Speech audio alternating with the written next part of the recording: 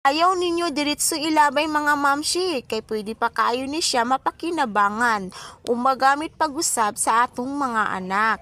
Unang-una mga mamshi, gigisian nako ni siya sa tunga para makuha ang iyahang mga unod.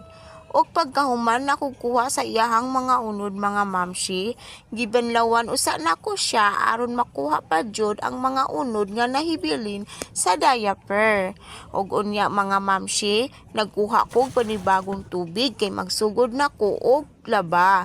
Gibutangan usa nako ni siya og gamay nga chlorine o gitunaw ang chlorine sa tubig. Ug unya mga mamshi, syempre gibutangan usab nako siya og Wings powder detergent para magbula ang imong pagkuso-kuso para matanggal ang gamay nga buling ug amoy sa ihi. Pagkahuman nako gikuso-kuso ang mga diaper mga mamshi, gibanlawan na nako